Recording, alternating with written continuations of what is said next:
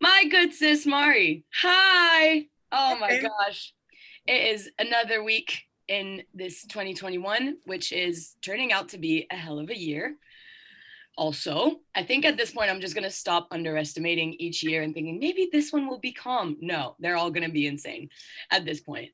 We are joined today with two very special guests, Miss Anu Damale and Aditi Gupta, who are also on the board of WCAPS-UK. Matter of fact, Anu is actually our director and Aditi is our deputy director, right? Yeah, that's the one. Nice.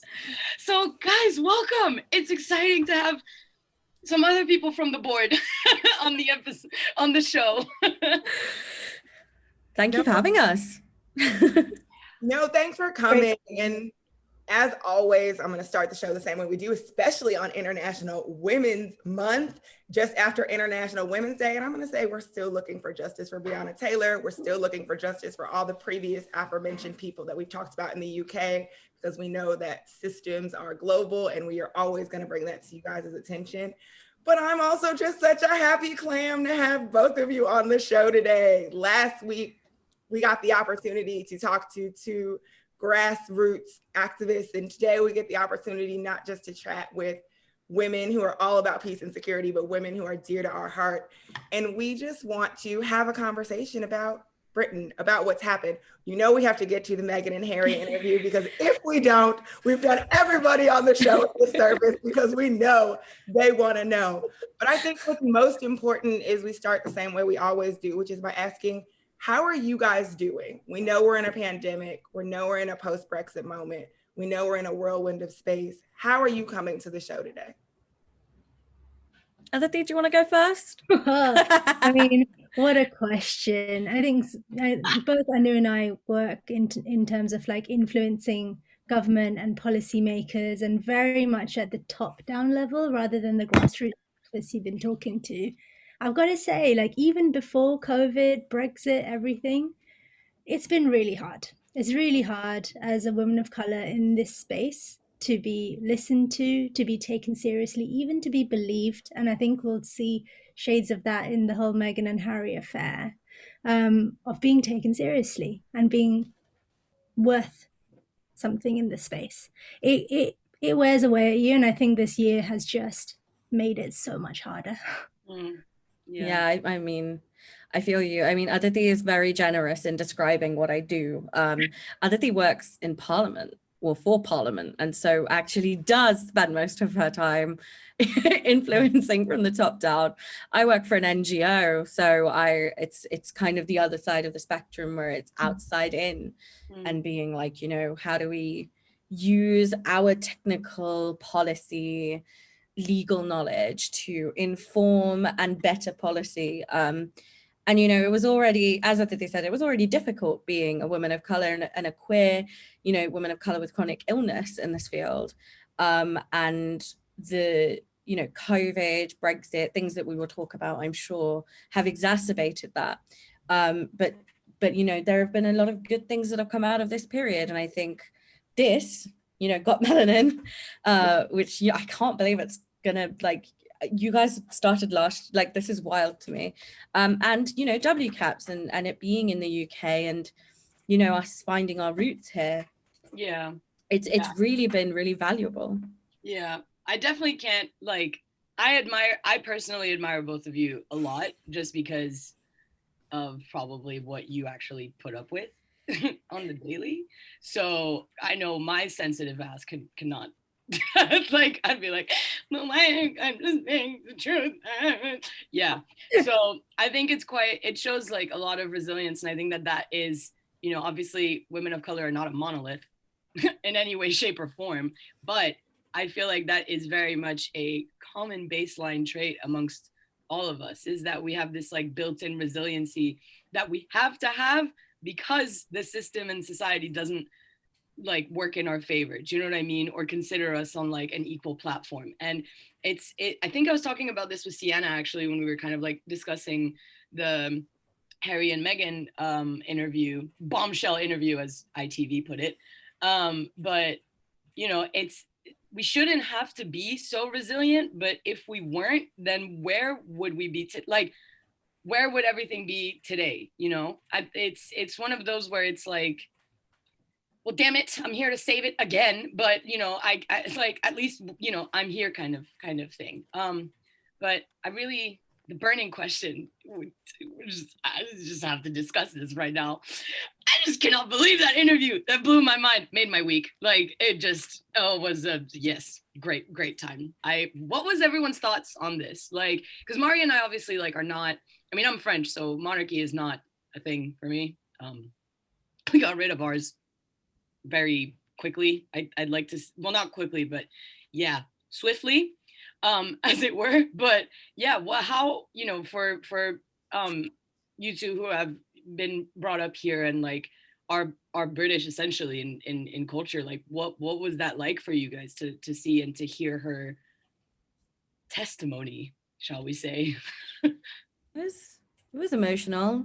Yeah. I think there's several layers to it. And I just wanted to go back to something you said, Melina. Firstly, I think there is strength in crying, and I cry almost every day about work. Like, that's not a sign of weakness, and you shouldn't feel weak for being vulnerable. Again, it's to do with that whole, I put a hard shell on because I'm a woman of color, and that expectation needs to go. But also with the resilience thing, it's like, yeah, you know, the people in our past had to be resilient, but that cycle has to stop at some point. And I think that level of bullshit acceptance, there's, for me at least, like over the past year, especially, you know, seeing what my Black sisters have been through, Black sisters and Black trans sisters have been through, the level of bullshit I'm willing to accept in general has a line after which it's like, no. And that's a hard thing to internalize, but I think it's necessary for us to do for our own mental health and for our community. But with regards to the monarchy, so you're like, obviously when you're growing up, you're like, oh my God, yeah. But both Aditi and I come, like our families come from former colonies, right? Like India was a colony. And so my parents' view on the monarchy, you know, hearing jokes about the Kohinoor being in the Tower of London and the Queen stealing it, and you just laugh it off. Because you're like, haha, but yeah, the Queen's on my notes, like she's on my like, you know, it's a bit weird. And then you grow a bit older, and for me, I think me and Aditi have different contexts, because I went to school in a place called Southall, which is in London, and it's in deep West London, and it's one of the most diverse places in the UK. So my year, I had 300 people and 4 were white or something. Like it was really, really, like really, really diverse. And then I went to Durham. And so I didn't really think about my race or like my position with like colonial systems until I had to when I got to uni. And I was like, oh, wow, like my cultural identity means a lot to me. And the fact that this is becoming a joke for some people is not okay. And I think, yeah, so hearing some of the stuff that Megan was talking about, that, you know, were almost certainly microaggressions that she didn't notice at the time. She was like, yeah, looking back, you know, this was racism, like this was not okay. And, you know, there's colorism involved as well in that, right? Like Meghan was accepted to the royal family because she was acceptable, you know, and she got kicked out because of racism. So there's like all kinds of elements, and colorism, I'm sure, is prevalent in all of our communities. It's, you know, we have like skin whitening creams in India because it's so desirable. But yeah, so it was wild. Yeah. No, everything that Anu is saying really does resonate with me. I mean, yes, we do have very different backgrounds in that. So I actually moved here when I was 5 years old, or 4.5. And I decided very quickly as a toddler, essentially, that my Indian accent, my language was no use to me here. I couldn't make any friends. I wouldn't be accepted, so I chucked it away. And then essentially became what I thought was British, all right? And there's a lot of self-hatred that is internalized in that process. But what kind of saved my connection to my identity is that I would go back to India every single year for Christmas and summer, which as a kid is quite harsh, being taken away from your friends, to be honest. But now I am so grateful, because without that, I really do feel like you lose your sense of identity very quickly if you're not taught to value it. And I really was through that connection. And I went to a private school that was all girls and pretty much mostly white. And so, you know, the space to be Indian and to be accepted. I'm jealous of you, Anu, that you know you were in this space of just comfort and being yourself. I mean, you say that, but I used to wear a bindi to school, and my parents actually taught me to read, write, and speak Hindi before I spoke English, because they were so like, you know, you need to make this part of your identity. And so I speak Hindi and read and write it as fluently as I do English. But I got bullied by other Indian kids and other ethnic kids at the school whose families had assimilated. You know, they didn't bring Indian food to lunch. They didn't wear bindis to school, but I did. And because I was fresh, like I got bullied for it. Like I went to India for 4 years when I was in primary school and secondary school, came back with a slight accent, and called things like trigonometry, and, you know, and got taken the mick out consistently. So I think there's pros and cons to both. Yeah. But it's a hard word to pronounce. I still struggle. Yeah. Anu, I think you raised a point that, like, and I think Aditi, I totally hear both sides of both of your points, right? Because there are two ways, we talked about this, like, as Mel and I being late or immigrants to the UK, but there are two ways to enter a country. There are two ways to enter a system and enter a space. And, you know, I think for parents of older generations, when you think about the racism and the prejudice and the colonial mindset that they endured when they came to the UK, whether we're talking about the Windrush or India or Pakistan, all came under this colonial mindset of, we're coming to the motherland, right? You told us to come here and live this life because we were quote unquote British. And then when you got here, you sold us something different. And so it really puts you at an impasse to say, well, I can either choose for my children to go through the same hardships that I did, and I can be dogmatic about the importance of culture in my family, or I can say, I'm going to try and make things easier for them, and I'm going to try and strip that culture so that they don't have to go through the same systems that I went through. And neither style of parenting is wrong, but what's frustrating, I think, is that somebody had to make that choice, right? That Anu either had to be fresh or she had to be assimilated or anything like that, because you should have been able to just exist as both in the space. And what's clear from both of you, and I even think about, you know, my partner, and we've had him on the show, is those are things that he's talked about, you know, as a Nigerian, you were either one or the other. And so that kind of dichotomy, I think, also plays back into when we talk about Meghan.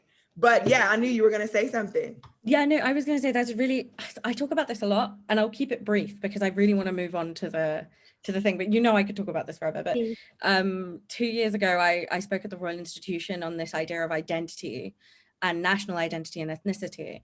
And I struggled for most of my life being like, what is going on? Like, my parents really want me to be Indian, but they brought me here. Like, what is happening? And then I went to India and they rejected me because I was English. Like, and I was like, do I have to pick one? And actually, as I got older, I had the space and the ability, thank God, to be like, actually, I can pick and choose and form my own identity and be proud of it. But that doesn't mean that I'm not challenged by it. I mean, my partner is white, right?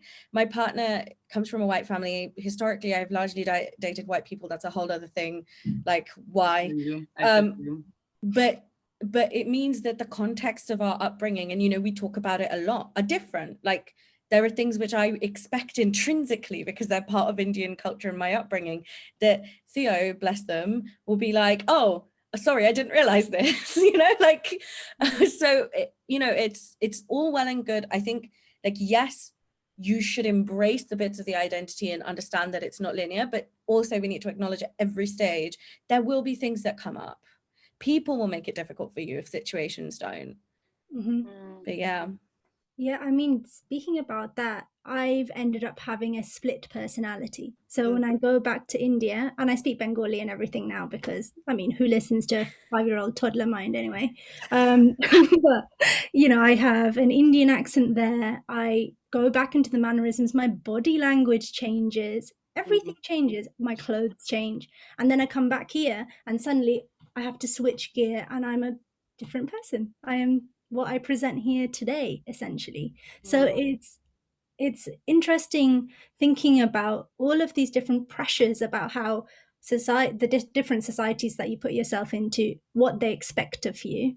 And then when you look at those kind of just very individual personal pressures in the context of real external pressures like Brexit and COVID, and these the Black Lives Matter protests as well, we're all suddenly in the spotlight, having been pushed into a space where we now have to speak up for ourselves, and it's a massive load of pressure, and there's so much good work that has been done for centuries, decades, and suddenly I feel like the spotlight is being turned on very minimal numbers of people within organizations, particularly in our security field, right? If we're going to talk about our professional fields, to suddenly speak for everybody. And from what we're talking today, there is no way you can speak for everybody. Everybody has a different story. Yeah, literally. I mean, I guess it's something I guess I never really kind of thought on, was just that like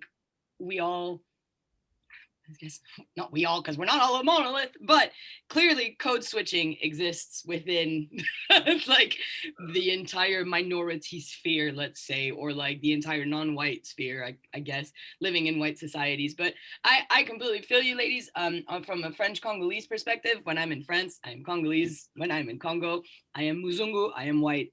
But like, I'm also like, no, I'm like definitely not. And then, yeah, it's complicated. But yeah. Yeah. All right, well, we can ask a question. No, I wasn't. So I'm glad you came in. No, but Aditi made a point that I really was thinking about. I had a conversation with my mom following the Meghan interview. And the key thing that she and I both took away is, if you are a non-person of color, in particular, a male, you missed a lot of the subtleties in the conversation between Meghan and Oprah. When I watched that conversation, I was moved, but I was also in a place where I heard every pause, every deep breath, every moment of contemplation, because what you have to recognize is that exactly what Aditi said, Meghan was free, yes, but Meghan still represents an entire population of people. So every choice that she made had to be conscientious. She had to toe a line between, I can't be too angry, I can't be too sad, I can't be too aggressive.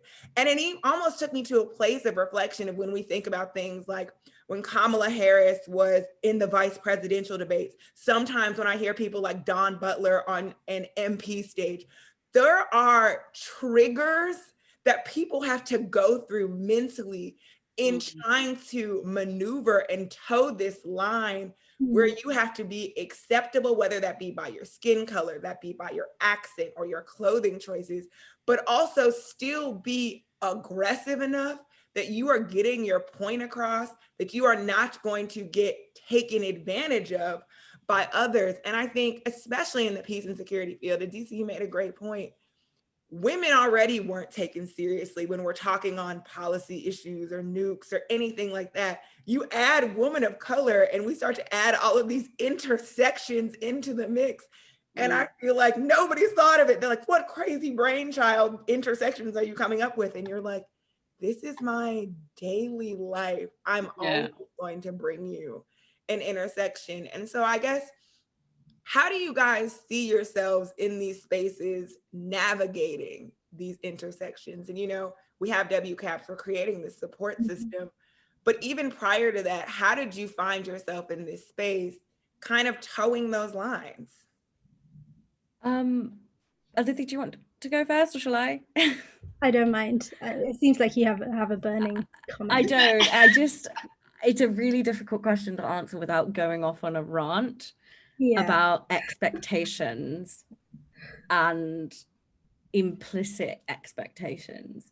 So in every job I've had, I've never been a paid diversity, inclusion, accessibility person, ever.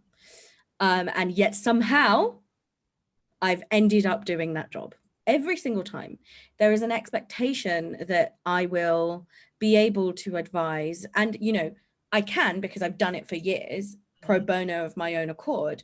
But that doesn't mean that, you know, you can just assume that, oh, I'll just pop to Anu. I don't want to name organizations or individuals, but there are so many organizations in the UK that at first ignored me when I was, you know, trying and find my place in this field, and sort of passed off the comments I made about, you know, we need to be talking about gender, race lenses, queer lenses, accessibility lenses in security. And now these people, like, since I got a job and since, you know, WCAPS has started being a thing, all these people in my DMs emailing me any time of the day, expecting me to drop everything and basically write policy for their organization or for their event for free. And some of these people are the same people that dismissed me. Yeah. So at what point, you know, I've got to a point now where, because of the support I have and the sisterhood I have and the kinship I have with other people of color and other minorities, I have drawn a line where I'm like, actually, if I know your institution has historically been like, I hear you, I see you, and any opportunity to talk about EDI and accessibility is to sort of, you know, care for yourself and say, you know, look how great we're doing, then I'm just not interested. I'm not. And if you want me to do something, pay me. And on the other side of things, there's like, I see myself managing myself at work and apologizing for coming across as angry and annoyed and pissed off, when I know sort of other colleagues or members of staff at other organizations that literally talk over you and never apologize for it. And they're just like, oh, sorry, it's a habit.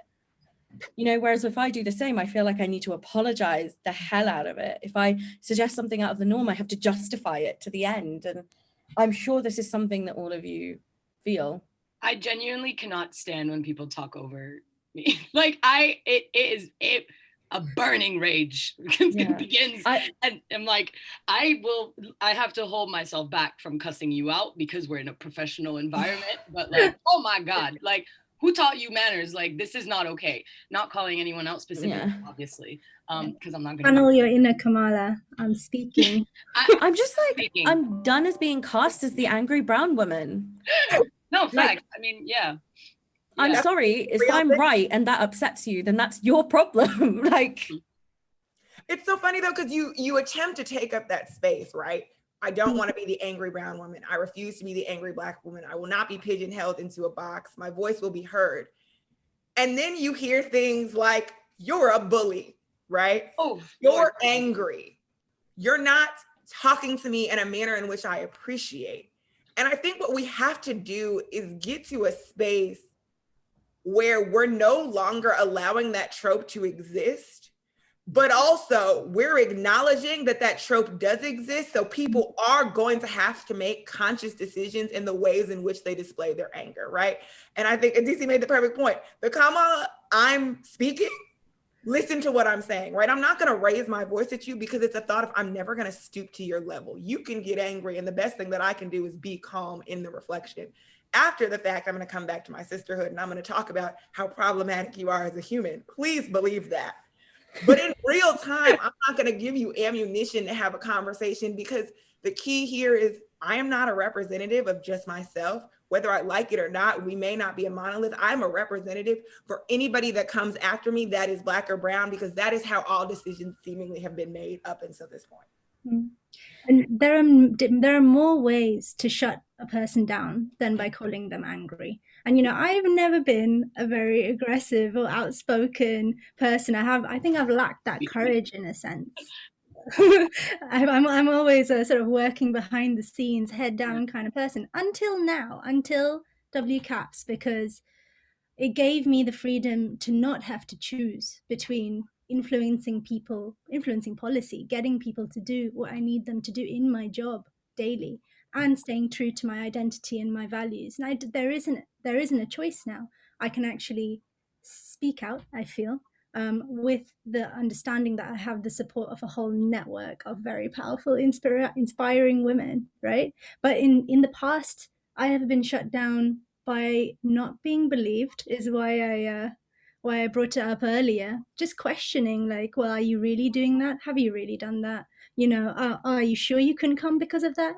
Like, what are you hiding? And it pulls the rug out from under your feet, really, because it makes you feel crazy. Like, am I giving off this aura that I'm an untrustworthy person? It's gaslighting. Yes, exactly. But that's it's what I'm trying to say is that there are lots of ways which are softer, more subtle, harder to point out, like not being looked at in the eye in a meeting, for example. You know, who are you supposed to complain to about that?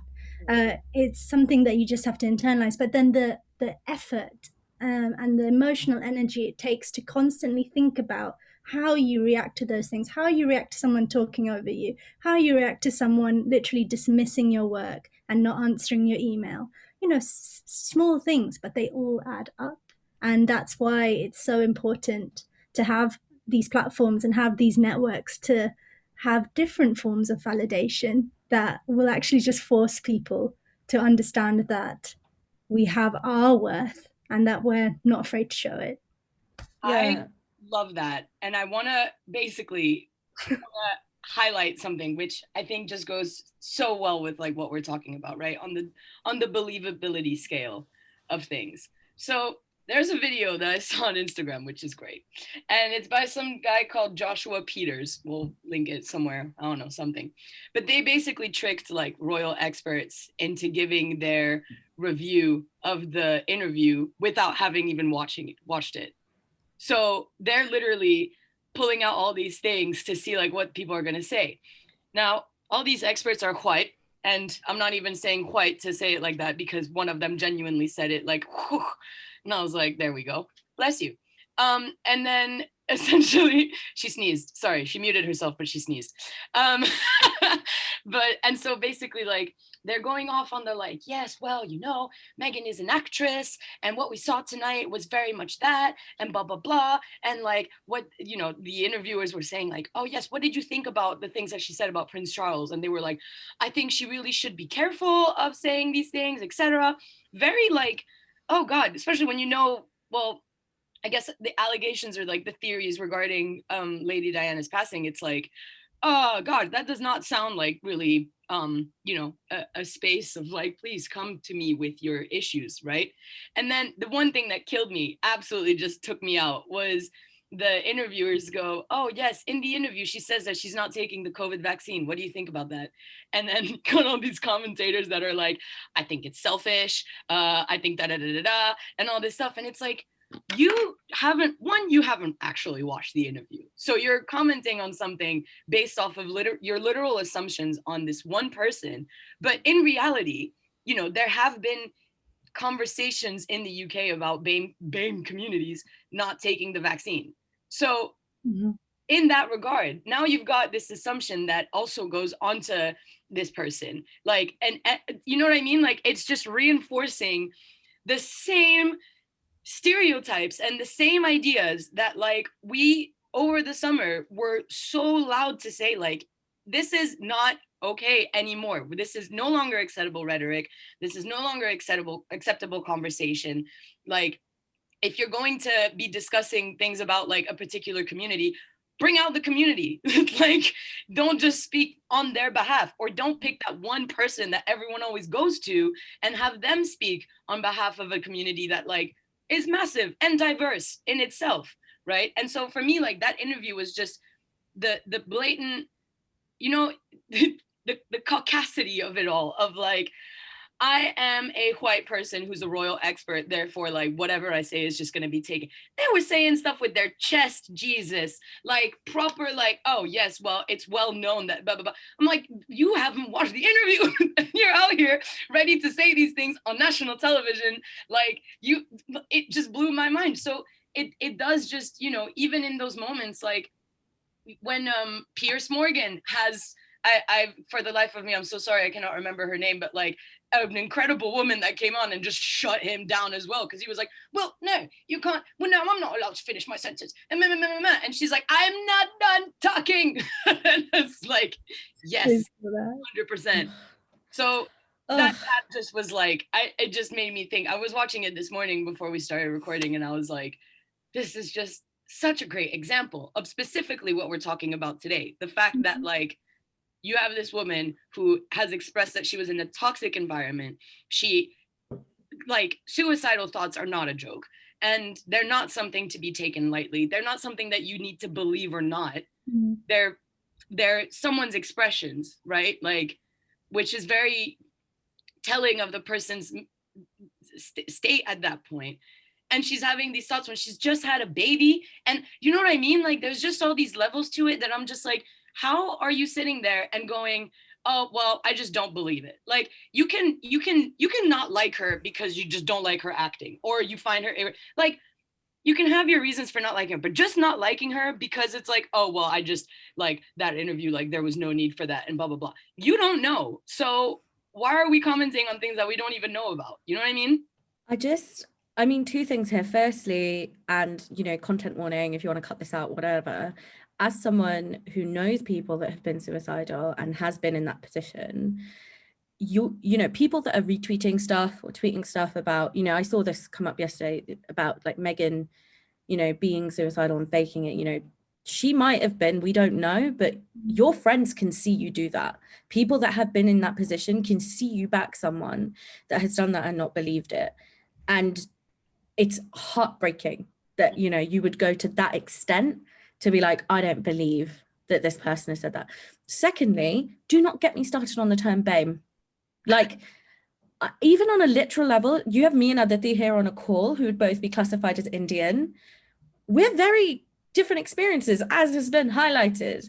Like, each of those groups in BAME have their own experiences and their own backgrounds and everything. And this is my thing. It's the same with people that do like stuff for women and not understand that like everything that isn't a man, all of whom are allowed to be whatever version of themselves they want to be, are women, and everything can be dealt with in one way. And that it's the same for race.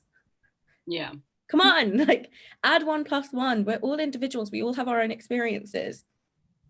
And to like white people commenting on what is and what isn't racism is one of those things that makes me cry every time I see it. It makes me cry every time I see it. It makes me cry because, you know, as someone who, you know, talking about all of this stuff about wearing a bindi and being bullied and being pushed down the stairs for being Indian and my lunch being stolen, at the time, I didn't think anything of it. I didn't think it was because of my race. I just thought it was because I was weird, you know?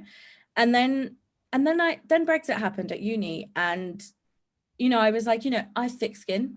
It will roll off my back. If someone's actually, you know, no one has the guts to be racist to me. The day after that, like someone, let's not go into it, was openly racist to me and to my family and called me the daughter of shit-colored immigrants. Like, what? Yeah, it was horrible. And that was the first time, I swear to you, the first time that I have been worried for the safety of my family in this country. Girl, like, that was a load of what the, Jesus. Exactly. Like, and that happened at my university. And I think that was the turning point for me of being like, do you know what? There's a problem. No. Well, I always knew there was a problem. I was just like, all of these little things that happened to me at school all mattered. All of it needs to be challenged. That, just like Mari said, those breaks, those breaths, those moments between Oprah and Meghan that only people that have been in that situation can pick up about, you know, I have to present myself a certain way. I can't say this. I can't say that. That pressure is insane. It's insane.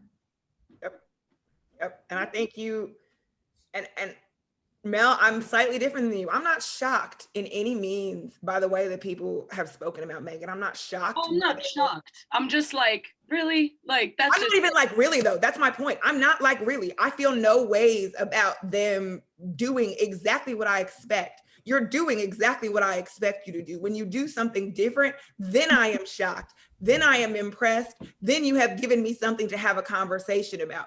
But watching people who continuously show me who you are for an extended period of time, do exactly what I expect you to do, that's not teaching me anything. And I think in particular in the UK sits on a pedestal where it says, we are incredibly inclusive. We're an incredibly diverse society. We have all of these immigrants come to this space and we are all cohabitating, especially in places like London. And we are all cohabitating freely and lovingly. That is BS. The ways in which systems are operating in the UK, you are disenfranchising all of your immigrant populations, in particular your Black and brown ones, but you are creating systems in which people cannot get jobs. Let's talk about COVID. People cannot get access to the COVID vaccine. You're not going to have conversations in communities about why the COVID vaccine is important and creating some type of medical equity. You're not talking about how Brexit is going to take away jobs, in particular from places that have Black and brown populations. And so when I think about, the levels of microaggressions that we've all faced, we've all been in offices where it's exactly what Aditi said. People won't look you in the eye. People are really timid with their voice when they're bringing you a problem. When you're younger, people are really careful in how they talk to you. It's not simply a US problem. And I've heard a lot of commentators in the UK in particular, especially after this point, come out and be like, the UK isn't racist. This is an America problem. It's absolutely egregious that she would Maybe we invented racism. Exactly what I was about to say. Colonialism is built in the UK. You exported it to everyone. And let's be clear, Americans rebelled from the United Kingdom, right? Your racism originated here. That's where your ideologies came from. We may have done it slightly differently, but the same sentiments manifest. And I think for people of color watching this commentary, it almost reminds me of the Capitol riots, where I was like, you're showing yourself. We've talked a long time about white supremacy. We've talked a long time about systems. Here you go. You have put your whole butt on display. That is your choice. Now I'm going to sit here and watch you sitting there. Yeah, no, facts. But to add to, I want to rebuttal quick. No, the thing is, right, the whole BAME community is going to be vaccinated now because photos came out yesterday of Prince Charles at a hospital surrounded by what seems to be sub-Saharan Africans. So really, we're going to be okay, guys. The royals are on it. They're going to fix it. We're going to be good. Yes, they paid a visit. I mean, I share your skepticism and stuff, but like I know of friends of friends who are working for the NHS doing outreach programs in BAME communities to try and get people to sign up to vaccines, and it's proving very difficult. And the problem is, there's this dog whistle just assumption that it's because these people don't trust the systems of the government and they're not coming and doing their part, when really there are so many different factors in play, which is why COVID has created such pressure on pockets of communities. You have lots of key workers in frontline jobs. You have people who have very little savings and so very little choice and probably very little time to take time off work to go and get this vaccine and take the few days off that it takes to be ill from the vaccine. And yeah, there might be language barriers and problems in actually getting the word out to people and understanding, why is it that you can't come, in a sense of compassion, rather than, very aggressive, you are not doing your part. And it really does remind me of the violence, I guess, of the reaction after the EU referendum. There was that rise in hate crime, which I know you've talked about before in this podcast, but it really does come as a culmination of various things. There's been a disenfranchisement of the working class. When you look back in many different social justice movements, they have been united, the working class, and it was imagined as a multi-ethnic project, where you were divided on class lines. So yes, there are divisions, but now there is a political project that is very effective on the right in dividing the working class and dismantling those means of holding companies and governments to account for the struggles that are going on the ground. There's nowhere to go now, and there's been a very clever and powerful manipulation of this narrative of the left behind white working class, which has divided everybody and actually erased a whole swathe of Black and brown immigrant and British working class. I mean, can I just add one thing to what Aditi has said? The other thing that things like this have pointed out to a lot of people, or that they refuse to see, is whatever our national policies are, however our governance structures are built, how our economic structures are built, it really points out who they are built by and who they are built for. Yeah. So we talk a lot about the UK, you know, we say the US is like capitalism central. The UK, yes, we have some more socialism than the US, but we're no better. Like this crisis has pointed out where we prioritize our funding. Does it go to helping individuals who are going, you know, this is not the great equalizer, as so many people have called it. It's not. It's impacted a lot of communities more than it has others. And we've talked about this sort of job security, you know, having the time to be actually able to go and do these things if you have young children, you know, if you struggle to communicate. And so seeing how racism, whether intentionally or unintentionally, is written in to our political structures, and looking at the people that make those decisions, it's not hard to add 1 + 1 and think about the fact that, you know, every so often there will be a bit of socialism, like randomly, like, oh, suddenly you can all get free internet, like just as a little treat, you know, and it happens every time. And I just sometimes wish I'm like, can I just like go and shut it all down and start from scratch? Yeah. Oh, I think we talked about this, I believe, last week on the show, but it was rhetoric, right? It is either used to enrage or it is used to lull. And what it feels like, especially in a post-Brexit era, especially in a COVID pandemic, there has been so much scapegoating by systems, in particularly placed on Black and Brown communities, whether we're talking about BLM versus Brighton Beach this summer, who created the spike, or we're talking about, you know, the rise in violence to visibly Muslim people after a Brexit. There's consistent ideology that we've seen both here and across most of the countries in the capital WS that is used to say white working class people, these immigrants, these Blacks, these Browns, whatever it may be, they are coming for your jobs, they are coming for your livelihoods, they are coming for your systems and your countries. They are going to take away your patriotism, whatever that looks like. And I think when we think about the UK in particular, at least for me, it's interesting to not be a British person in the space.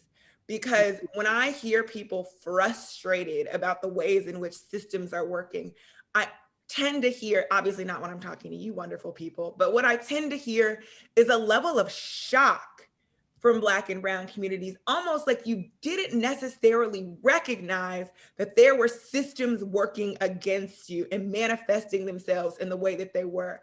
And so when you look at the pandemic, when you look at Brexit, when you look at the way that some of which these politicians are speaking, you can't believe that this is happening. Whereas when I think about my own experience growing up, when people do right in a system, that's when I'm like, whoa, crazy, madness. And so I think that what's interesting, and I know you brought up a point which my partner and I have talked about a ton, and he actually said the same thing. The UK always gives just enough to have communities of color in particular lulled enough to say, I'm British enough to deserve this. It's just enough to make you believe that I'm a part of this system. And that's a scary narrative. And I guess the question after all that would be, so what do communities of color do, right? Where do we build on this point? If we know, as women working in policy, women working in peace and security, et cetera, that we have this diversity problem, that they have these systems problems, how do we take this back and make community impact? Because those are the people that are not seeing this. I think before you guys even answer that, because that's a great question and I'm very excited to hear, I do want to also highlight, you know, my flatmate is half Filipino, and, you know, there has also been an increase in like East Asian kind of hate crimes as well with COVID. And I think that it's entirely that. It's the constant scapegoating, which frankly, my back hurts. Okay, so I'm good. I don't want to be the scapegoat no more. Like, deal with your own problems. Like, the reason why there's spikes and stuff is not because of BLM protests, it's because your health secretary's out here giving out millions to his homies and nothing's being done to actually curtail but that's my opinion. So that's it. But yeah, no, please, yes. Yeah. Aditi looks like she wants to say something, so I'm gonna let her go first. No, I think the thing that just jumps straight out is that, you know, there isn't a shock exactly that these systems are not working for people of color, especially women of color, but there is a hardening and an increased visibility of these racist statements, behaviors, thoughts that were previously, I think, smothered in courtesy and politeness in a way that's very hard to address, I would have to say, and now much more overt. You know, for the first time in my life, really, you know, overtly, I was in Margate with my family, just out walking on the promenade, and a drunk couple walked past and just basically said, "Oh, full of fucking foreigners, then go back to where you came from." And luckily my parents didn't hear. And it just hurt, you know.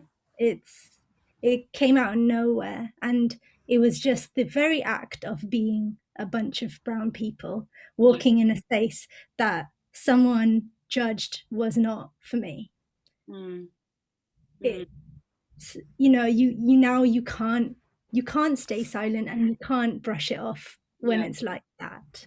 Yeah. And I think as well, like, you know, what you were saying, Mari, before of like the shock, it's true that it's the thing between you and I on every episode where I'm like, gosh, this is crazy. And you go, no, it's not. And, and like, it is, you know, even in France, like I think the reason why there's like what seems to be a shock or like a reaction of disbelief to a very apparent working system, but system that works against us, is because the narrative has always kind of been that, like, you know, well, bad people exist, people with like bad views exist, we can't control that. And so I think even in my case, like over the summer, it was the opening for me of like, okay, well, how is France as a government like contributing to that divide and to these issues? And I wouldn't have ever thought of it necessarily, because in my head, I'm like, yeah, racists exist. It is what it is. Like, you know what I mean? So then but then when you see that it is systematic and systemic, then it's like, oh my gosh, like how, like why would it feels like you've been lied to, because it's like you've got this government that's there saying that is horrible, I'm so sorry, we're gonna make racism a hate crime from now on, people gonna go to jail, however we're still gonna stop and search you because you are brown. Like, you know, that's the thing. And so it was like, I've been lied to. Like, you've actually never been there for me, and you've been scapegoating your own systemic issues off of the back of racism, which fair enough, I mean, racism isn't cool, but like, it's one of those where I was like, gosh, wow, okay, word. Yes, Anu. Yeah. No. So I was actually going to bring it back to what Mari was talking about, which is, you know, what needs to be done. And I think this is a big generational thing, if I'm honest. And it also depends where you're coming from. So I know that my parents' generation, and perhaps the one in between us, I don't know, kind of romanticize this idea of like, you know, what it means to be in a Western country, you know, foreign, you know, yeah, like Big Ben and, you know, fine, because you're taught that, like you're taught about the royal family being this wonderful, like princes and princesses exist and happily ever afters exist. And I think one of the things that really got to me about this Meghan and Harry interview is I always knew that they were lizard people, but like I didn't understand the extent to which like that mindset of how you must present yourself as a blue blood British family, even if you're from the UK and you've been here through and through, is emulating this royal family. It's like, you must be quiet, you must speak when you're spoken to, you must obey the person who's the most senior, you know, there always has to be, you know, unity, there must be no drama, you know, blame other people, we'll have each other's back, there's no, you know, even if you mess up massively, there will be no repercussions for you, we'll deal with you internally. And boy, oh boy, could that not be more different from the way that I've been brought up. If I did any of what, like, if like I made Meghan cry or whatever, and I went home and told my parents, they'd like send me out to the street. Like they'd be like, you know, go, like own what you did and learn something from it. Yeah. And I think this idea and this almost obnoxiousness and arrogance that's inbuilt into UK society, which is if we say something politely and like, you know, normally we'll get away with it and it's fine. But I think this generation and our generation, because of social media, I know we're all sick of hearing about it, but social media and like the news and everything being reported so granularly, we have an awareness, and that becomes a burden at one point, but it also frees us a little bit. Oh yeah. And I think that freedom then rolls into a trap of I can't enjoy anything anymore. Like, you know, I can't just read a book for the sake of it. It's got to be about decolonization. It's got to be about feminism. It's got to be about people of color. And I think there's a balance to be struck. Don't burn yourself out. Live your life, but also acknowledge that your parents and the generation before you will have seen things differently. And to be quite honest, my parents, I think they have a very low bullshit tolerance compared to a lot of immigrant families just because of the people they are. But even they are kind of like, well, this is just how it is. Like we accepted this was going to be what it was like. We knew this was going to happen when we moved here. So why would we make a big deal about it now? And I'm like, because no, like you contribute to the economy. You're legally here. Like if we can't come here, then why did you come there? Why did you come there? We've come here because you came there and you set our country like back 200 to 300 years because you only had salt in this country and you were like, get me some of that spice. Like, no, if you want to eat, blanket rule, if you want to eat ethnic food from now on, you can't be racist. If you want to be racist and tell us to go back to our country, only get salt and pepper. That's it. Thanks. You can't get pepper. I was like, you can't even get pepper. I think you're literally, I don't even know if you're getting salt. I've seen these people. I don't even know if you're getting salt in your food. But we'll leave that. But I want to leave because, you know, we're coming up to the end of the show and I want to leave people on a happy note because that's who we are as people. But I think one thing that we've touched upon is the importance of community and support. And I think the place that I really would love for each of you included, Melina, to talk about is what has WCAPS meant and what do you think it's going to mean as we are going through this period here in the UK? I'm going to cry. No, it's like. And for that note, we're going to keep it brief so Melina doesn't start crying in the middle of the episode. Yeah, no, I don't do that no more. I'm on fluoxetine. So essentially, I genuinely, it has just become a safe space because it's something that I think Aditi said earlier in the episode that, you know, now there was a sisterhood and a kinship where like, we kind of all realized like, oh my gosh, that happens to you too. Like, that is not okay. And just being able to have that support system and everyone, like I remember when there was that huge email chain going with the entire WCAPS network, like worldwide, of people basically just kind of giving each other support. And like, even you guys, like, you know, I remember just how quickly Anu and Aditi and like our other two board members, Marika and Nadia, were so quick to like show Mari and I support during BLM protests and everything this summer. So for me, it genuinely, I feel so incredibly blessed to have this network and to be a part of it. And the only thing that I want to do is just expand it because I can't help but think like everyone needs, like in my head, I'm like, every woman of color needs a network like this, whether or not you work in space. I mean, security, you work in space. But yeah, in my head, it should be like an actual massive thing. And we have so much to learn from each other. And I am just so, yes, God bless WCAPS, especially UK. But yeah, Anu, do you want to go? Yeah, I mean, for me, like everyone on this call, like, growing up, I was very much like, I had a lot of energy and I'm a doer and I just need to do things. And I'm like, if there's a problem, if I can't solve it, you know, then I go mad and I get intrusive thoughts and I'm like, and I think for me, WCAPS has meant firstly meeting a lot of amazing people that I just wouldn't have known. You know, like you guys, I knew Mel, but I didn't know Aditi and Mari. And also just a productive space in which to channel that energy and channel that anger into something which isn't just individual activities, but creating a space and a support network for people like us. And it's all about the mission, right? It's not about who gets credit. And that I think people of color, particularly in other minorities, are very good at that. Like there's no ownership. It's like, let's just get the thing done. and make it easier. And I think that that's been really, really beautiful. But yeah, I will stop there. I mean, there's so much to answer in that question. And I feel like understanding ideas and feelings about race and identity in the UK is full of contradictions.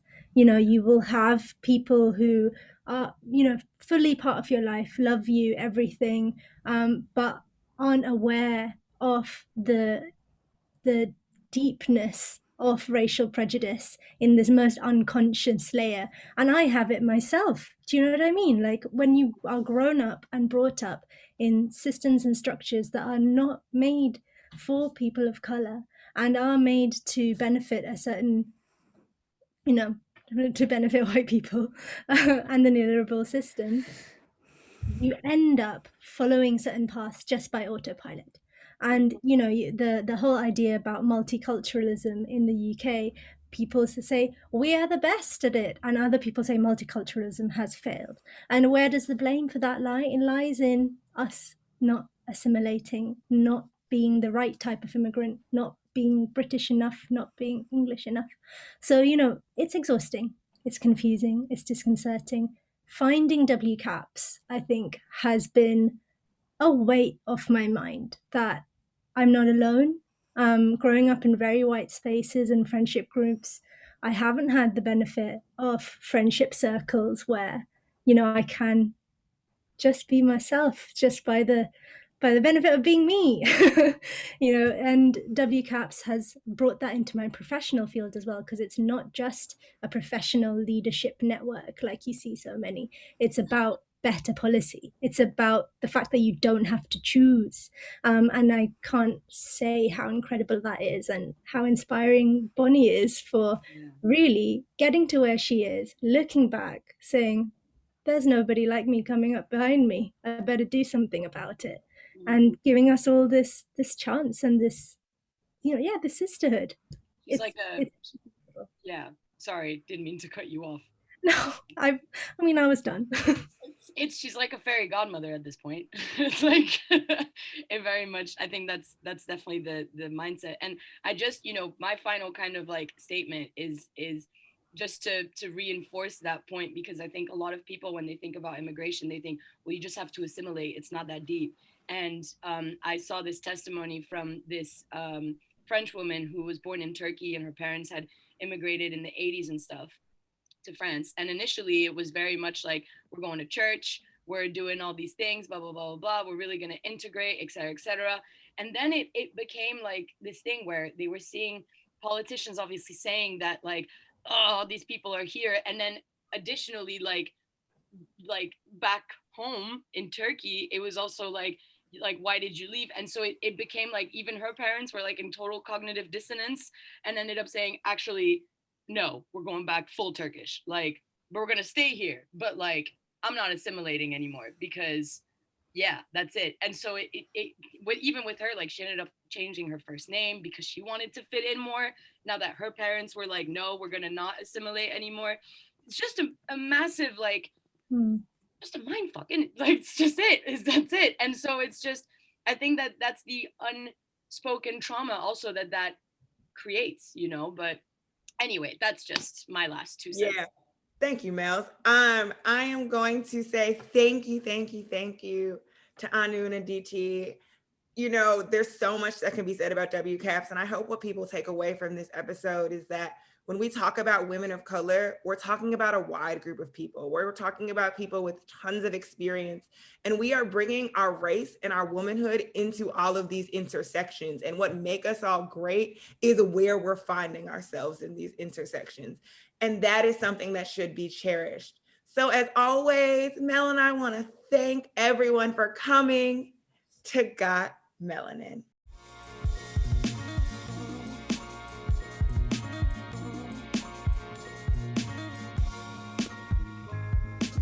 Everybody gather round and listen to my song.